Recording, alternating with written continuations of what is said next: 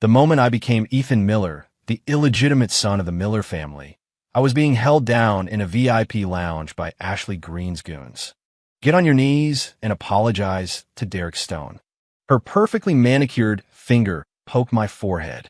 You stained his designer suit. Can you even afford to replace it? The original Ethan had poured his heart and soul into his socialite girlfriend, only to be constantly unappreciated. For years, Ashley had allowed others to humiliate him with just a few words, leaving him bruised, broken, and utterly heartbroken before he finally gave up and left. Only then did Ashley realize her mistake and her supposed love, initiating her desperate attempts to win him back. But I was Ethan Miller, and I wasn't the old Ethan Miller. I broke free, twisting her wrist in my grasp. The bones ground audibly, and a cold smile stretched across my face. Apologize? I watched the color drain from her face, pain flashing in her eyes, and my smile widened. If your lackeys want to kneel, I won't stop them. But I, Ethan Miller, kneel only to heaven and earth, not to trash. The air in the VIP lounge froze. Ashley's face went chalk white from the pain, cold sweat trickling down her temples as she struggled and screamed. Ethan, who gave you the nerve to treat me like this? Let me go. Derek, who had been sprawled on a sofa like he owned the place, waiting for my apology, rushed over. He looked at me, then at Ashley. Ethan, are you insane? That's Ashley. You actually touched Ashley. There were two reasons for Derek's shock. First, Ashley was an heiress of the powerful Green family. Second, for years, the original Ethan wouldn't have dared to even speak a harsh word to Ashley, let alone twist a wrist. He was meek and insecure. Every time Ashley screamed or even got physical, his ingrained subservience made him flinch. Sometimes, even when it wasn't his fault, he'd be forced to apologize. Thinking about all that just made me incredibly irritated. I didn't let go. Instead, I tightened my grip, and Ashley's shriek ratcheted up an octave as her wrist visibly twisted. What's there to be afraid of? I sneered, my gaze sweeping over her contorted face. Now, do I still need to kneel? Ashley was in too much pain to speak. Beads of sweat formed on her pale forehead, and her eyes instantly reddened, whether from anger or agony. I couldn't tell. The others in the room exchanged uneasy glances, horror etched on their faces. After a long moment, I released her. Ashley, unbalanced, stumbled back into Derek's arms. Without a glance at the stunned group, I strode towards the lounge door. From behind me, Ashley's voice, weak but still commanding, echoed. Ethan, you dare walk out that door? If you do, you'll never step foot in the Green family home again. My hand involuntarily trembled. It was a lingering reflex from the original Ethan's consciousness. Pathetic, even in death, he was still afraid of this woman. I turned around. A flicker of triumph crossed Ashley's eyes. Come here. She summoned me like a pet. The command, however, annoyed Derek. He deliberately hugged Ashley tighter in front of me. Ash, he treated you like that. Why would you? His words were cut short. It's his birthday today. Oh, right. It was the original Ethan's 23rd birthday. He never wished for anything grand, just to spend it quietly with the woman he loved. But once again, he was disappointed. Ashley had ostensibly thrown him a birthday party to introduce him to her friends. Instead, her friends ignored him at the club, and Derek's lackeys sneered and mocked him. Someone pushed him, and the red wine in his hand accidentally spilled on Derek's suit. Ashley's face instantly changed. Derek, feigning nonchalance, said it was fine, but his friends chimed in about how the suit was Italian designer and worth a fortune. The Miller family was wealthy, but Ethan was an unwanted, illegitimate son. Less than a year out of college, his bank account was practically empty. I walked towards Ashley step by step. Derek made no attempt to hide the envy in his eyes. His lackeys and Ashley's friends, previously scared, now looked relieved and smug, their faces once again arrogant, disdainful, and mocking. Ashley, certain of her victory, began to speak. I've spoiled you rotten, made you think you could get away with anything. It's just kneeling and apologizing. Don't you usually have to kneel at home in the Miller household? Derek's suit is so expensive, and you can't afford to pay. I picked up a glass of wine from the table and, with a flick of my wrist, splashed it over her. The room fell silent. You could hear a pin drop. Ashley blinked, not quite processing what had happened. Then, Her trembling finger pointed at me. "Ethan, you've got some nerve." I picked up a second glass. In Derek's wide, startled eyes, I unemotionally and without hesitation threw the wine at him. The pristine white suit was instantly soaked in a large yellow stain. "The first one doesn't count. Someone pushed me. This one I threw myself." I continued, "Send the bill to the Miller family. Whatever you get, that's yours. If you get nothing, it's because you're useless." With that, I slammed the door, leaving the chaos and Ashley's furious screams behind me. Outside the club, the evening breeze hit me, and the original Ethan's weak body struggled. My chest felt tight, and I coughed a few times, leaning down. I hailed a cab and gave the address of the original Ethan's rental apartment. It was on the ground floor of a rundown building in the old part of town, dark and damp. The moment I opened the door, a wave of mildew hit me. Ashley's presence was everywhere. Discarded hair ties, a cartoon throw pillow, and a wall plastered with their photos. In the pictures, Ethan smiled timidly, while Ashley always looked impatient. I frowned, decisively gathering everything related to Ashley and tossing it into the trash. Then, I pulled out Ethan's phone, blocked all of Ashley's and Derek's contact numbers, including the fake accounts Ashley used to spy on him. After that, I packed Ethan's identification, a small amount of cash, and a few changes of clothes into a backpack. This city, with Ashley, Derek, and a Miller family who treated the original Ethan like dirt, held nothing worth staying for. I would go anywhere as long as it was far away from this trash. Locking the door, I felt as if I heard the original Ethan's sigh of relief. The long-distance bus swayed, and the scenery outside the window gradually grew desolate. The original Ethan's body was terribly weak. Years of malnutrition and depression left me dizzy after only 2 hours. I hadn't checked the weather forecast before leaving, and suddenly, a heavy rainstorm broke out mid-journey. Fat raindrops hammered against the window, rattling loudly, and the temperature inside the bus dropped. I coughed, pulling my thin jacket tighter, but I was still cold. In Ethan's memories, he'd earned some money from his job, but never once bought himself a warm coat. All of it went to gifts for Ashley. The bus stopped at a rest stop. I got off, wanted to buy a bottle of water. I hadn't walked far when a violent wave of dizziness struck. My vision went black, and I collapsed. As consciousness faded, I thought I heard a very soft voice like spring rain on pavement, gentle and clear. "Are you okay?" I struggled to open my eyes. Through the rain, I saw a woman holding an umbrella, kneeling in front of me. She wore a simple linen dress, her hair pulled back neatly, revealing a smooth forehead. Her eyes were kind, her gaze calm. It was Chloe Adams, the woman I knew only from the novel's periphery. She came from a family as prominent as Ashley's, but couldn't stand the way Ashley, Derek, and her friends bullied Ethan. She had helped him a few times. She was also one of the catalysts for the worsening of Ethan's relationship with Ashley. The original Ethan, in his misguided attempt to be the perfect, devoted boyfriend, had avoided Chloe's help, fearing Ashley's baseless suspicions and Derek's meddling. He often faced the malice from Derek, Ashley, the Miller family, and his workplace all alone. In the end, severely depressed, he swallowed a year's worth of pills. "You have a fever. You shouldn't be out in the rain."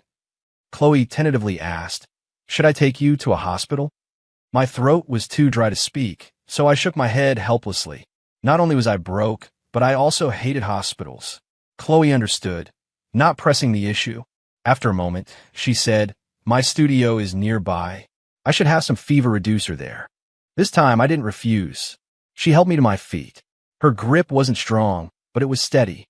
Her umbrella remained tilted over me, leaving her own shoulders soaked, but she didn't seem to notice. We arrived at her studio. A fragrant blossom tree grew in the courtyard. The wind carried a faint, sweet scent. Inside, the studio was quiet, filled with the scents of ink and old paper. Bookshelves lined the walls, stacked with ancient texts and restoration tools. Chloe found me a clean cotton shirt and trousers. "You can change in the guest room. I'll get the fever reducer."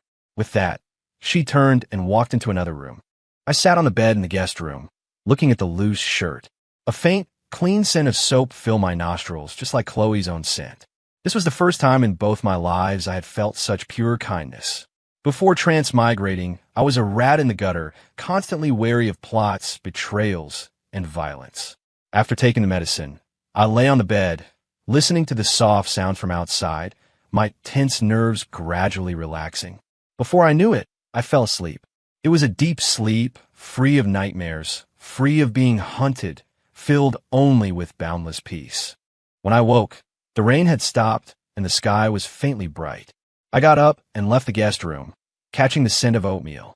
In the living room, Chloe sat at a desk, meticulously restoring an ancient manuscript. She wore white gloves, her fingertips manipulating tiny repair tools with gentle, focused movements, completely unaware of my approach. In the lamplight, her profile was soft, her long lashes slightly lowered, fluttering like a butterfly's wings with each movement. I stood still, not speaking, afraid to disturb her. After a while, Chloe looked up. Seeing me, a hint of surprise flashed in her eyes. Then, she offered a gentle smile. "You're awake? How are you feeling?" "Much better, thank you." My voice was still a little hoarse. "The oatmeal is warming on the stove. I'll get you a bowl." She rose and headed to the kitchen. Sitting at the dining table, watching her busy figure, a strange emotion welled up inside me. It was unfamiliar, something I'd never experienced in either of my lives.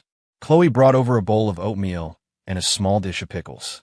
"It's nothing fancy, but it should help settle your stomach." The oatmeal was soft and melted in my mouth. I ate slowly, savoring the rare warmth. "Why were you collapsed on the side of the road?" she asked softly. After a long silence, she quickly added, "If you don't want to talk about it, you don't have to."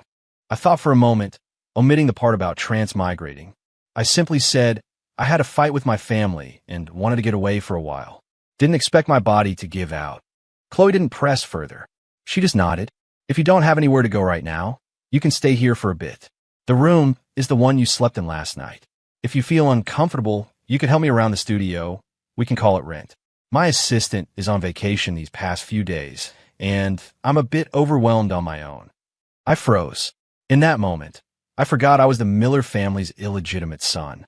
I only felt like Old Man 6, still living in the shadows. Outsiders called me Old Man 6 not because I was the sixth brother, but because I was ruthless and cunning, like a snake. Over time, the name stuck.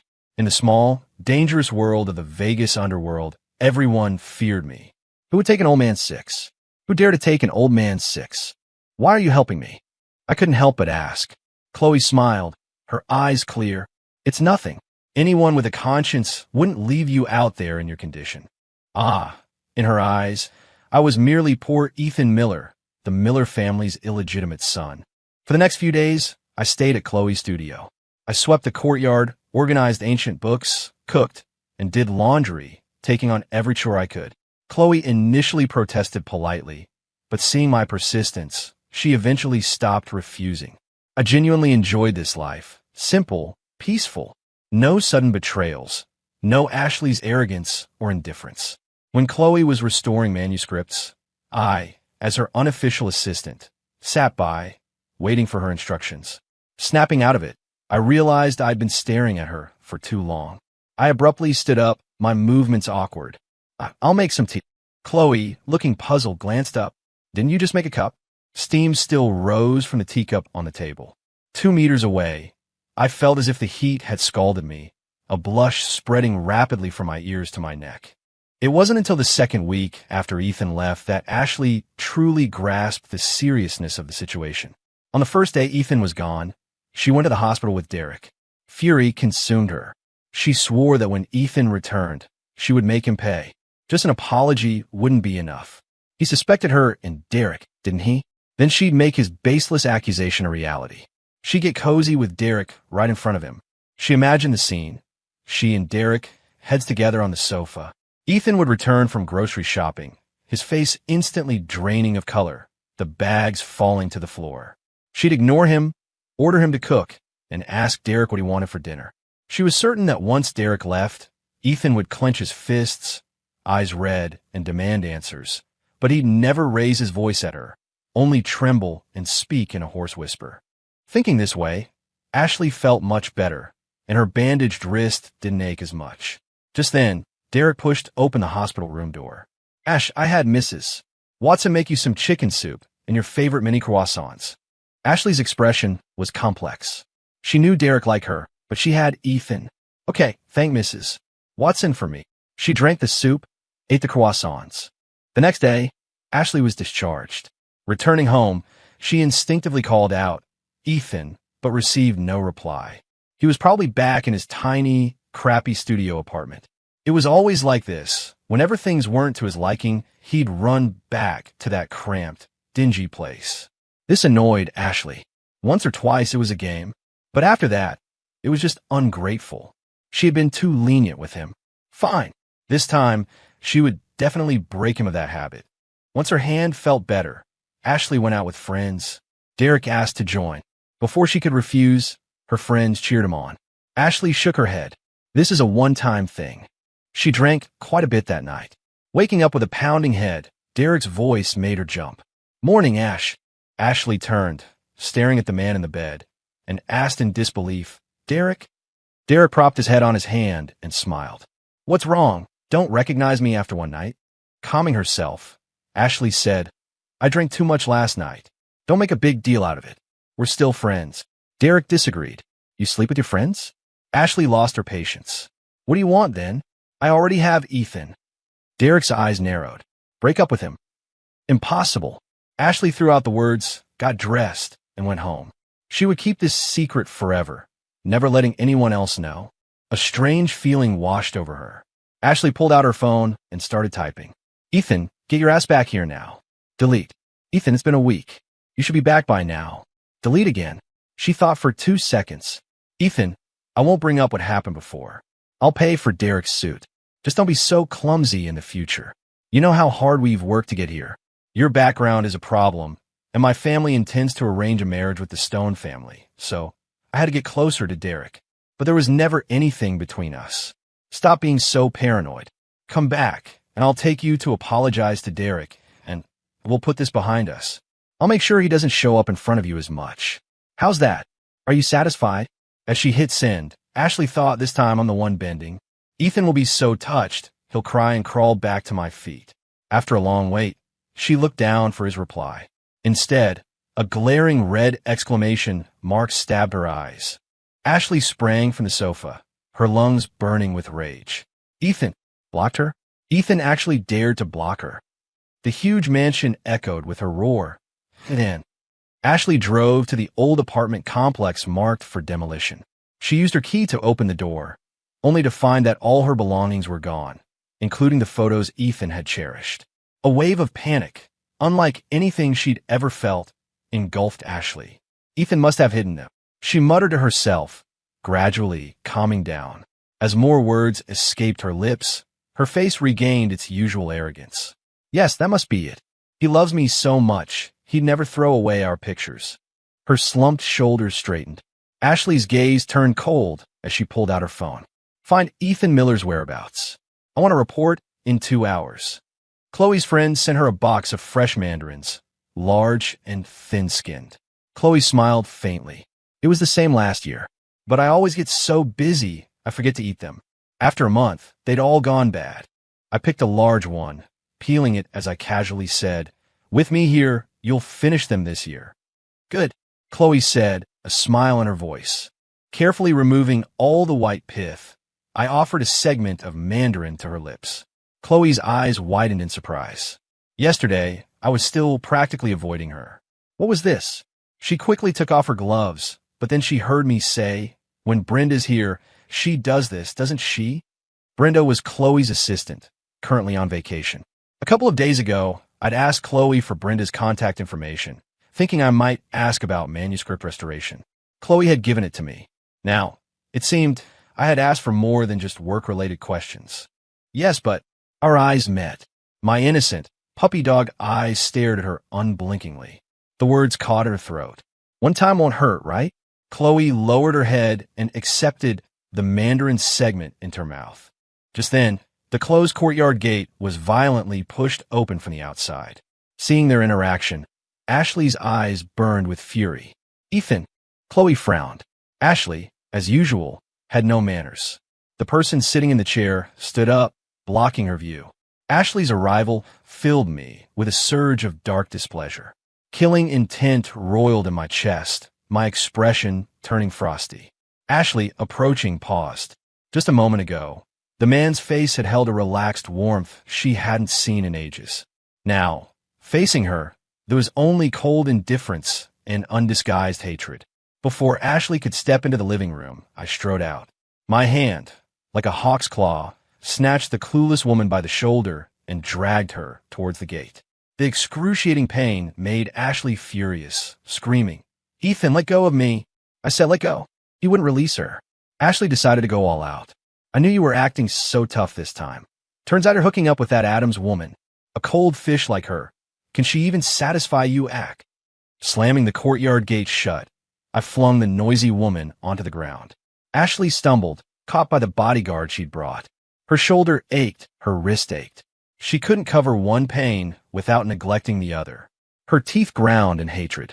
Ethan had never dared to treat her like this before. It had to be Chloe. Raising her eyes, Ashley was consumed by rage and jealousy. "When did you two hook up? Last month? Or was it last year at my grandmother's birthday gala?" The more she thought, the more convinced Ashley became.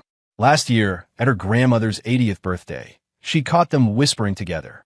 Chloe had even walked over and pointedly told her, "If you're together, you should treat him better." Jealousy devoured Ashley, red veins tracing her bloodshot eyes. "Bitch, haven't I been good enough to you?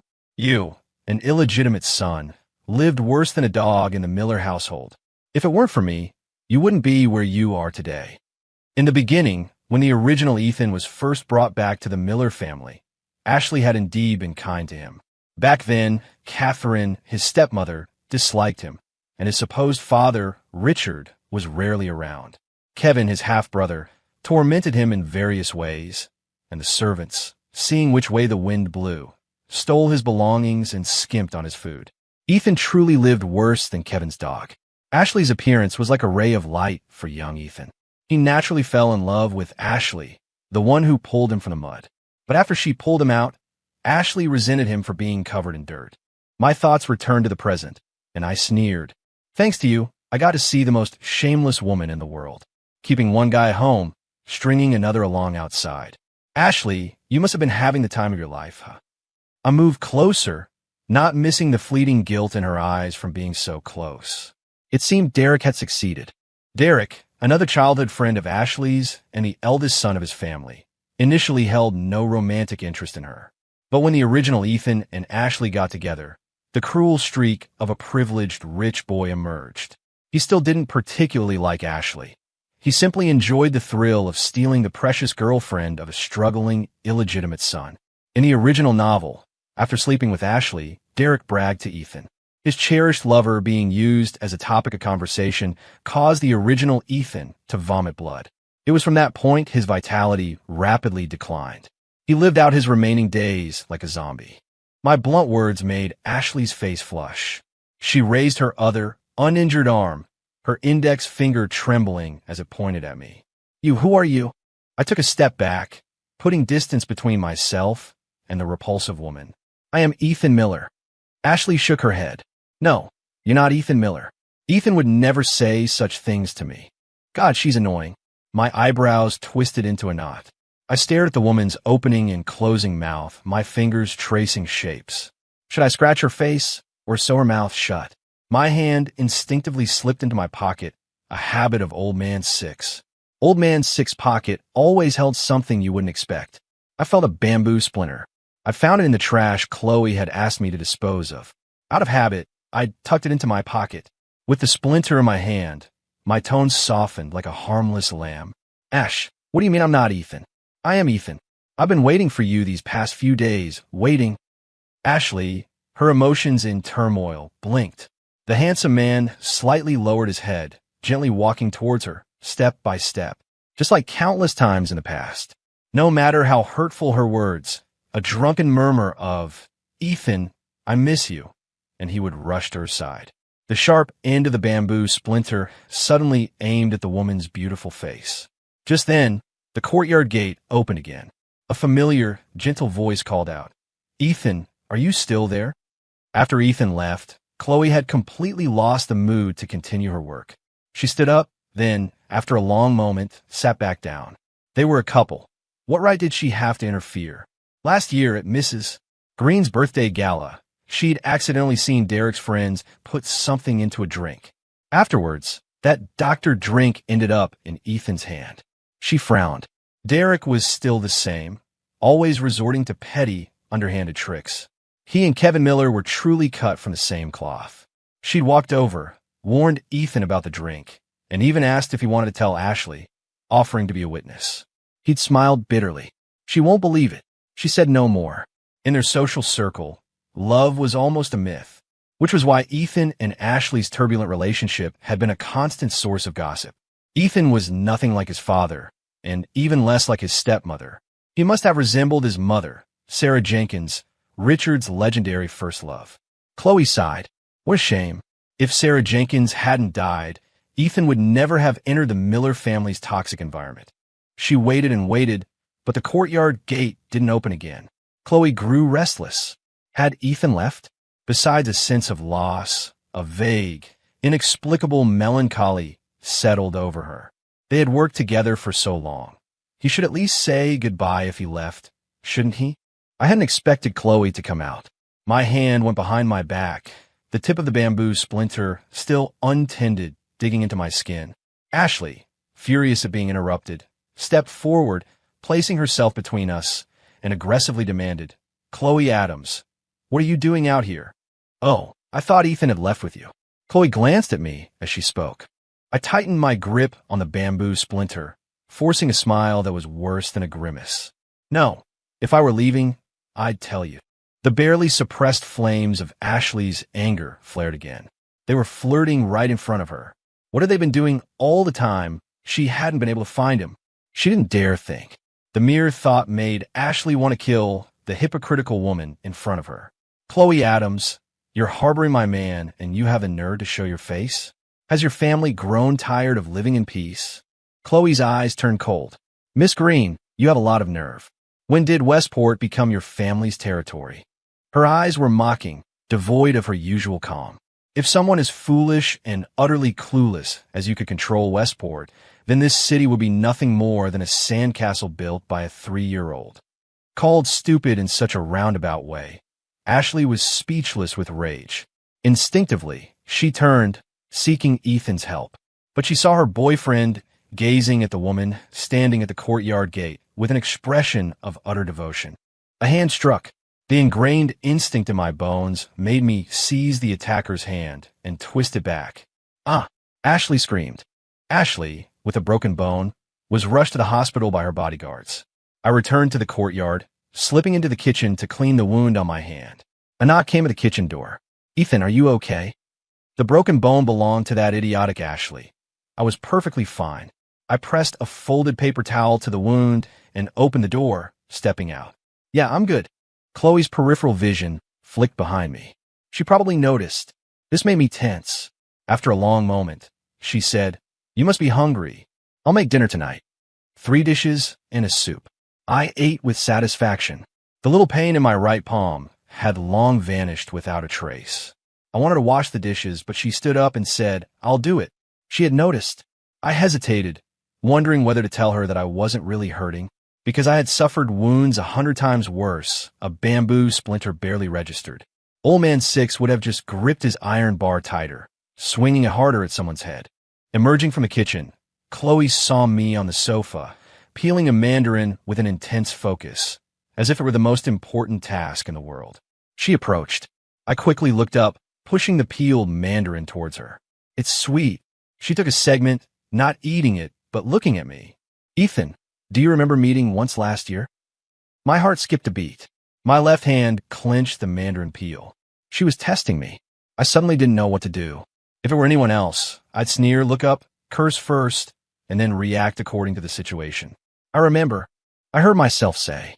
That afternoon, Chloe took me to a hospital for a comprehensive checkup. I didn't like hospitals. Other people went to hospitals to cling to life, but I was nearly killed in one. "What's wrong?" Chloe knelt, her gaze fixed on my pale face as I sat in the chair. The man who had twisted Ashley's arm with his bare hands that morning withered the moment he entered the hospital. After careful observation, Chloe confirmed one thing. Ethan was afraid of hospitals. What had he done? She knew only a little about medicine, and besides, she had brought me for a mental health check. She suspected Ethan had developed a second personality. Suppressing the fear in my heart, I murmured 2 words. It's nothing. If you don't mind, Chloe extended a hand. You can hold on to me. You can hold on to me. That sentence would echo in my mind for the rest of my life, the sweetest words I had ever heard. I grabbed Chloe's hand, gripping it very tightly, but she only frowned slightly and said nothing. I gripped even harder. Derek and Ashley weren't good people. I never was either. The entire afternoon of examinations passed by easily and safely with Chloe by my side. I sat in the hallway waiting. Chloe was talking to the doctor in the consultation room. Ethan, I pretended not to hear. Footsteps approached.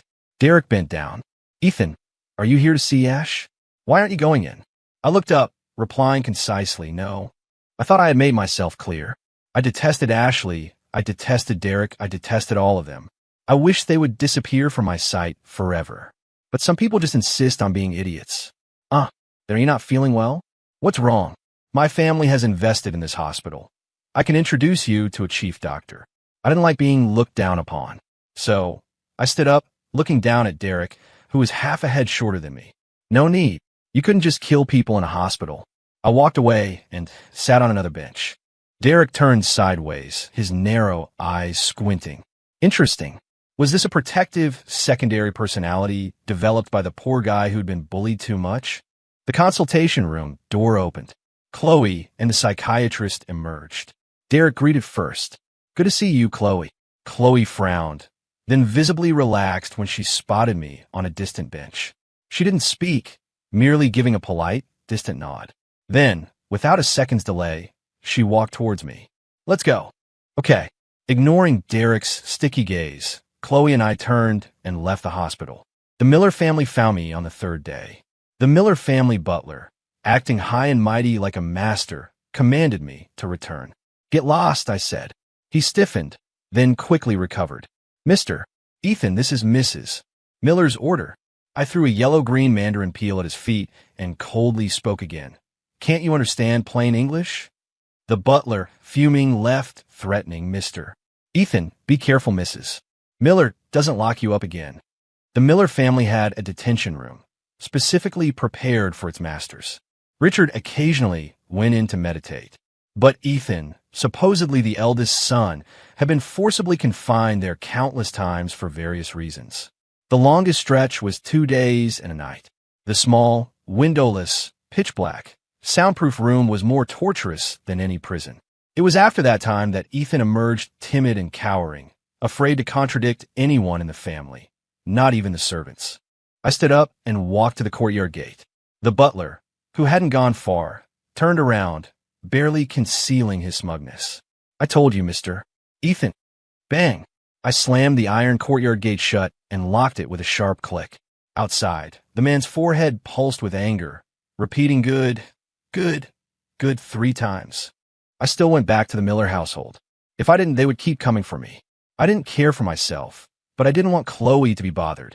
At the Miller estate, no one greeted me, nor did anyone show a hint of joy. Kevin Miller's eyes darted around. I heard you've become quite the cook these past 2 years. So, lunch is on you today. Old man Six could cook. In the Vegas underworld, both takeout and dining out were expensive. The original Ethan's cooking was also excellent, honed by catering to Ashley's picky palate. I smiled. Yes. What do you want to eat?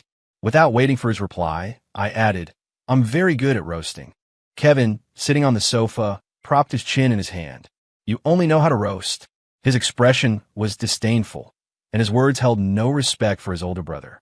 The surrounding servants were used to it. No one suggested that Mr. Ethan shouldn't be bothered with cooking.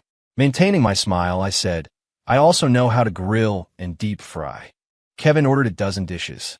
I didn't argue, just nodded and walked into the kitchen. I looked around, finally finding a meat cleaver in a drawer.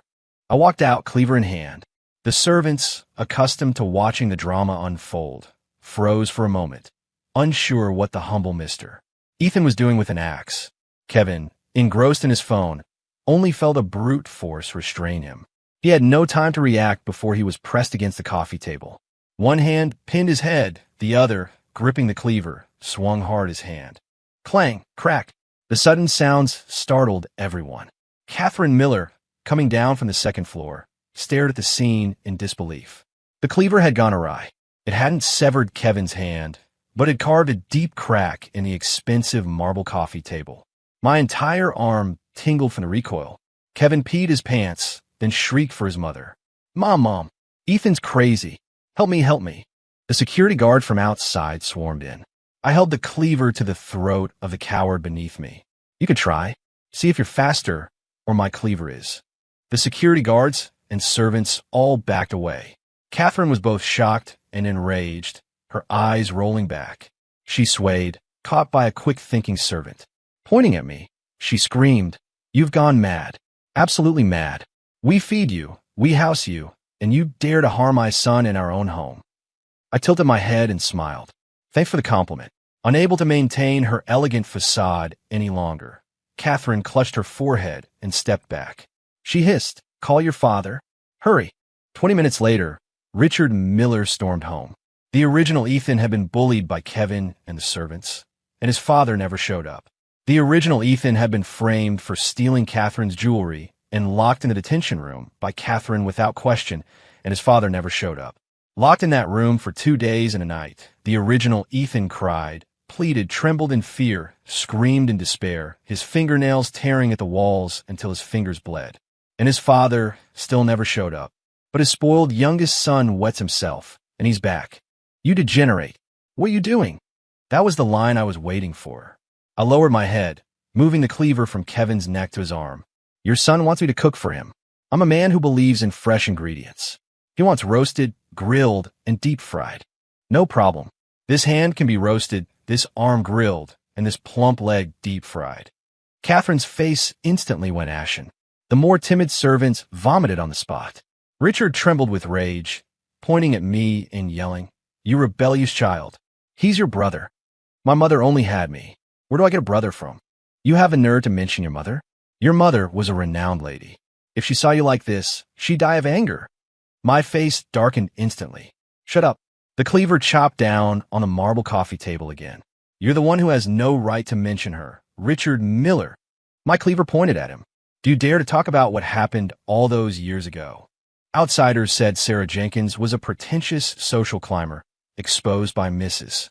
Miller as a manipulative gold digger. Even pregnant, she was unfit to marry into the Miller family. The truth was, the Jenkins family was esteemed, and Sarah Jenkins was both brilliant and beautiful.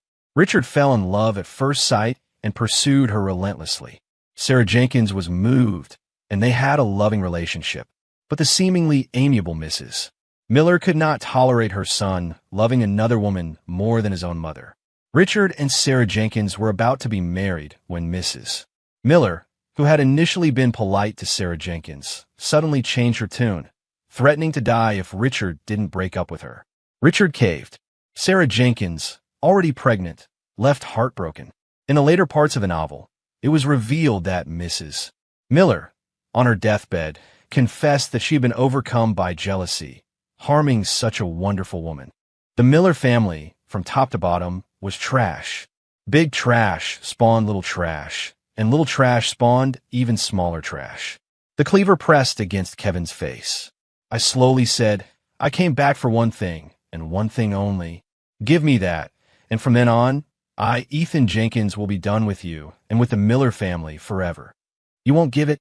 I sneered. "I don't mind making a full gourmet spread out of Kevin Miller." "What do you want?"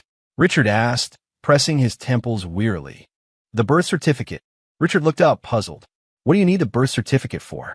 He quickly remembered something, and his face filled with indignation. "Is getting married to Ashley worth all this drama? How have I taught you all these years?" "Old people talk too much." I interrupted impatiently. "I need the birth certificate to change my name." The original Ethan's name, Sun, seek/search, meaning seek or search, was given by his mother, Sarah Jenkins. This character not only permeated Ethan's life, but was also a lingering, unresolved regret for Sarah Jenkins until her death. In the original novel, Ethan didn't die. After he swallowed the entire bottle of pills, Ashley, feeling an ominous premonition, frantically searched for him.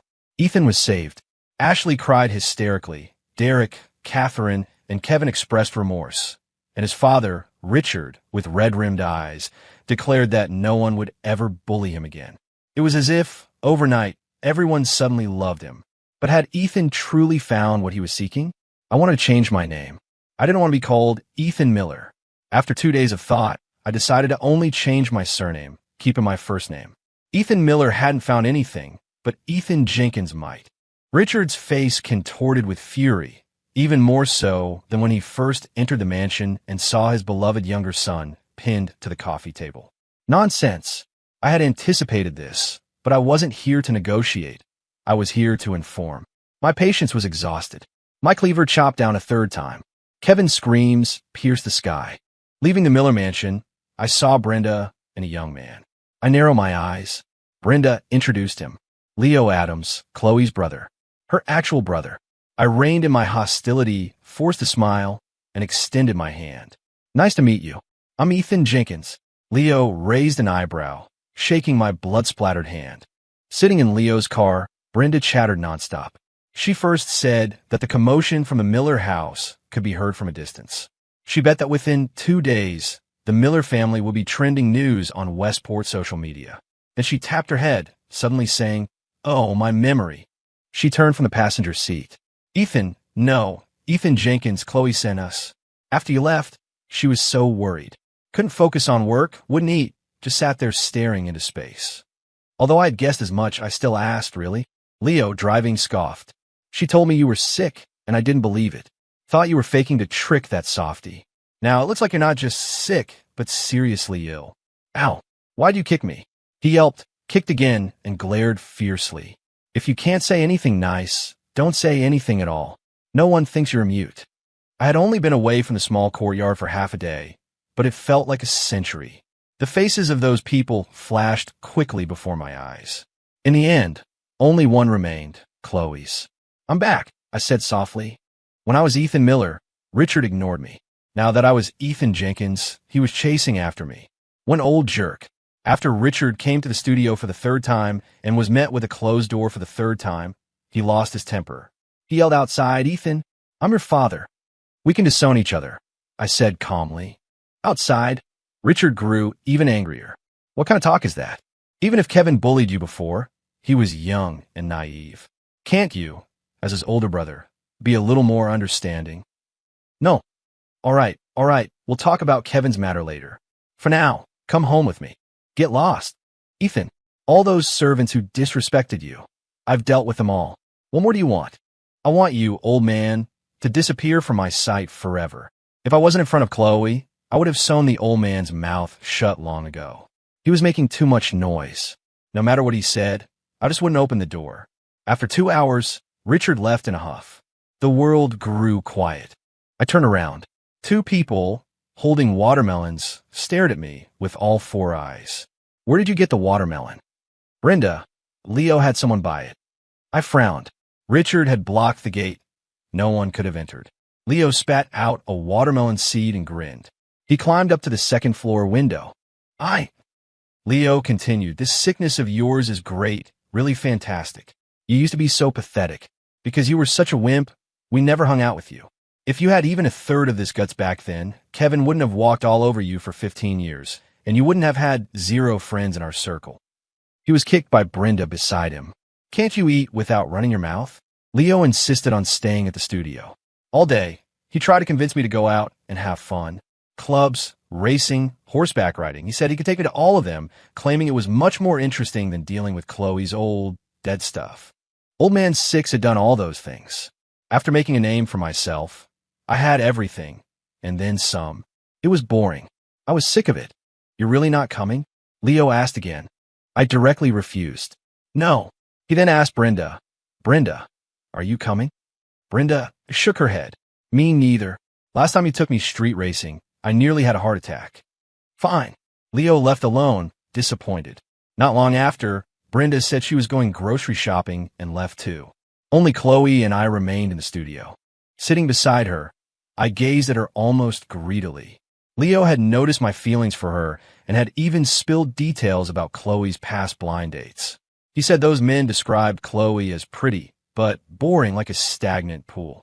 I asked him who they were, secretly contemplating which of their eyes to pluck out. Leo shook his head. Don't go there, it's creepy. Don't worry, I already had someone talk to them. Chloe wasn't a stagnant pool. She was the spring water beneath the fragrant blossoms. There was no woman in this world kinder, more thoughtful, or more understanding than her. Do I have something on my face? Noticing my unwavering gaze, Chloe couldn't help but tease. I startled, quickly averting my eyes and looking down. And no, word spread that I had dissociative identity disorder. The first one to lose it was Ashley. She came back again, but this time, she wasn't arrogant or rude. She offered to forgive my supposed unclear relationship with Chloe, willing to take me to the hospital for treatment and stay with me until I recovered. The one who needs to go to the hospital for treatment is you, Ashley. Your delusions are severe. With that, I stood up and started to leave. The woman lunged, embracing me. Ethan, it's me. How could you forget all our memories? The person you love most in this world is me. Only me, not Chloe Adams.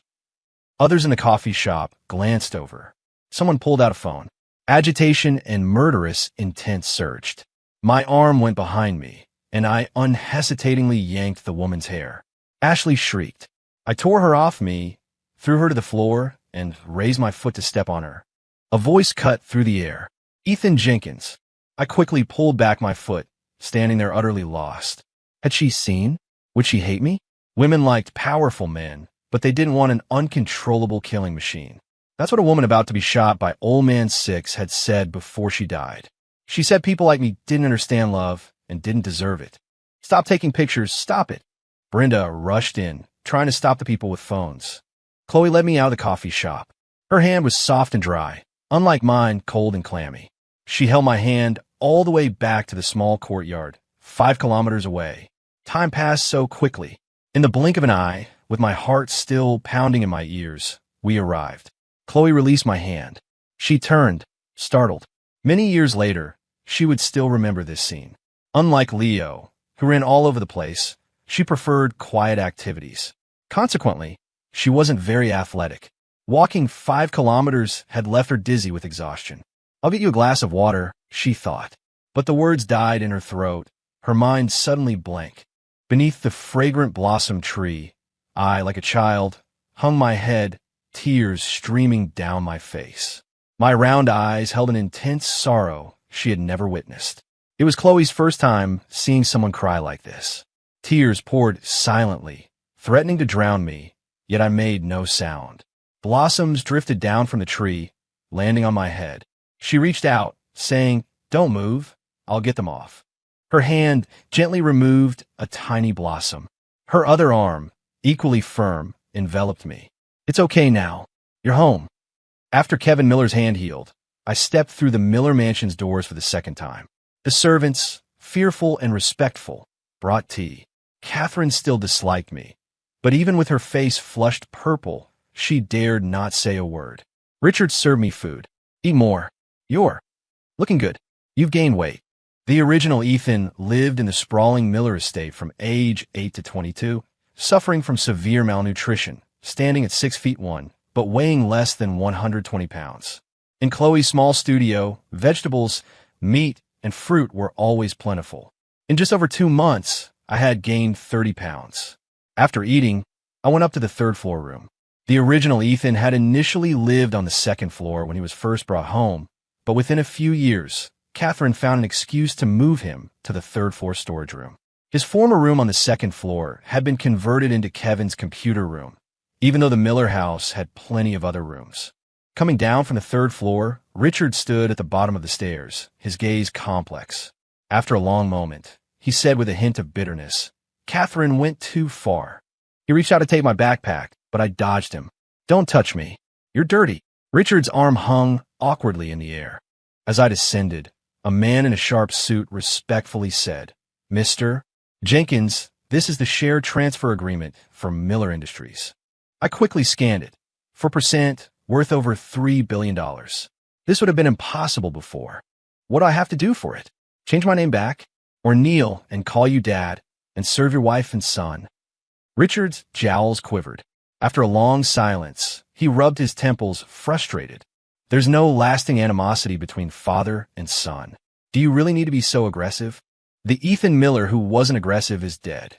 Getting over $3 billion without doing anything? I didn't believe such a good thing would fall into my lap. I called Leo Adams.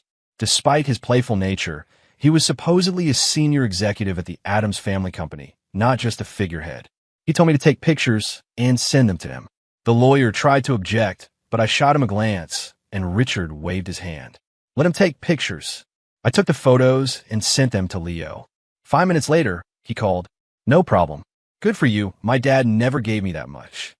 I signed and fingerprinted the documents. Catherine and Kevin watched the entire process. Kevin's eyes were bloodshot with jealousy. He had never doubted his father's favoritism towards him, but now he felt utterly betrayed. Leaving the Miller mansion, the sun shone brightly, and I felt great.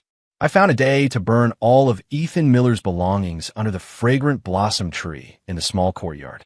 Some things wouldn't burn, so I buried them along with a small basin of ashes in the ground. 2 years later, Chloe and I got married. Visiting the Adams family, Leo clapped me on the shoulder, saying in a friendly way, we all thought Chloe, my sister, was a reincarnated nun, always cooped up with those hundreds, thousands-year-old things. My mom forced her on blind dates, but she'd take one sip of coffee and leave. Sometimes she wouldn't even take a sip. Why waste time on trash? I asked. Leo choked. Your tongue is still as sharp as ever. You two are quite alike in that regard. Just be careful when you're kissing. Don't poison each other. Leo was glared at by his father. His mother covered her mouth, laughing. It's wonderful, actually. Chloe's happy, and Leo gets along with him. The Adams family prepared a dowry for Chloe worth over $100 million. I wanted to transfer my Miller Industries shares to her as a wedding gift, but she refused. We owned several properties, but our favorite was the small courtyard with the fragrant blossom tree. She sorted and restored ancient books while I sat beside her, assisting, or sometimes lay with my head in her lap, playing with her long hair. At these times, she would usually sigh, helplessly stop her work, pick up the fruit bowl, and press a grape I had washed in my mouth. I would hold the grape, gazing up at her without a word, and she would subtly blush. Then she would raise her hand and cover my eyes. News of Ashley and Derek trickled in intermittently from others. Ashley had become obsessed with trying to cure me. One rainy night, I squatted on the ground, hands in my pockets, looking down at the disheveled woman crawling in the mud. I'm not Ethan Miller. Your Ethan Miller was played to death by you. His last thoughts weren't of you, but of Sarah Jenkins. I had fabricated the words, but they had a basis. Ashley went completely insane. She desperately sought spiritualists and psychics, wanting Ethan's soul to return. But she was tricked by her closest associates and a charlatan, losing all the money in her bank accounts.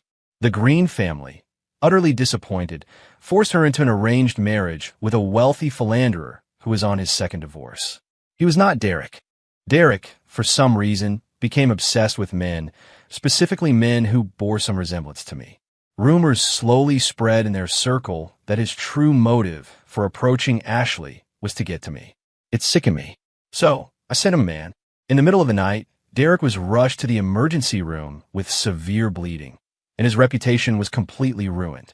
Ashley, at least, had someone to marry, but no one prominent in Westport would even look at him.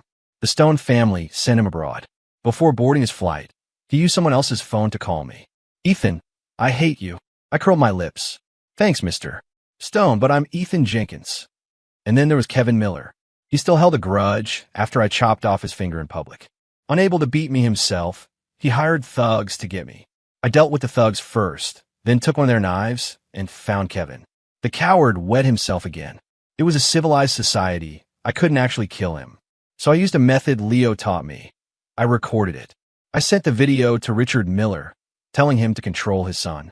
The troublesome Kevin was thrown into Miller Industries to gain experience. But since childhood, he had only known how to party or how to humiliate Ethan. Managing a company, he made a complete mess. He caused Miller Industries to lose hundreds of millions of dollars. Richard, infuriated to the point of a heart attack, fired him, cruelly cutting off his credit cards. Kevin went home to cry to his mother. Richard remembered me. I thought about it and went. I didn't have much formal education, but I could try managing people. At the peak of Old Man 6 power, the year I transmigrated, I had over 800 people under me. Men, women, old, and young. However, Old Man 6 methods were very violent. Ethan Jenkins couldn't use those. I patiently asked my brother-in-law for advice. Leo stroked his chin.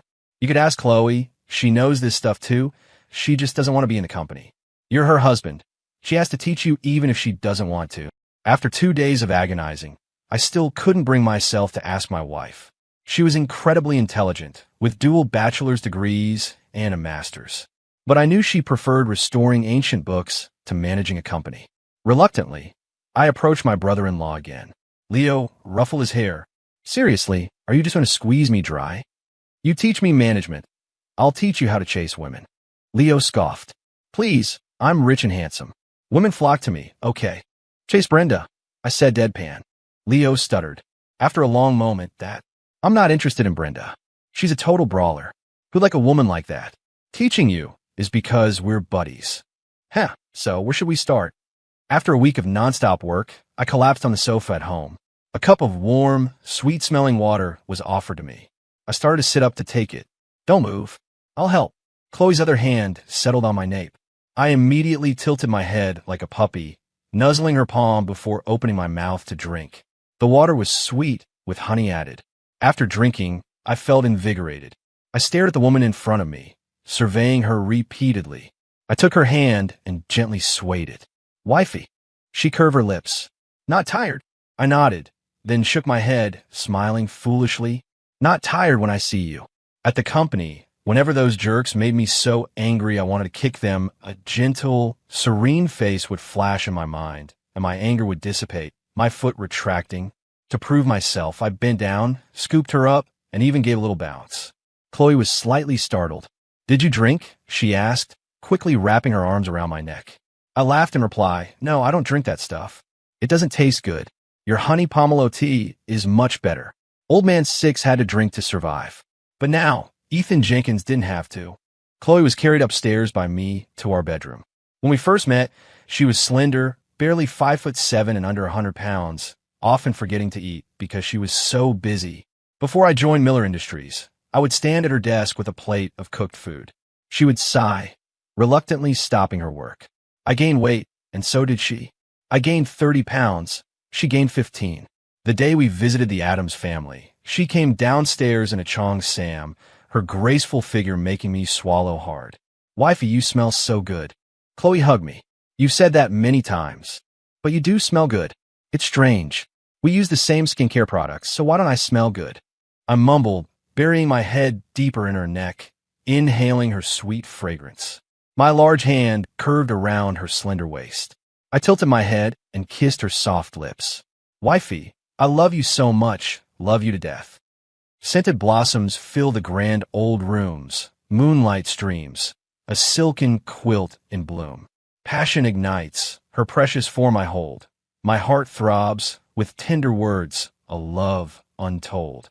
Long nights entwined, old sorrows fade away, deep affection blurs my mind. In love I sweetly stray. Wind carries my yearning, dawn to dusky light, deep loyalty, forever by her side, day and night.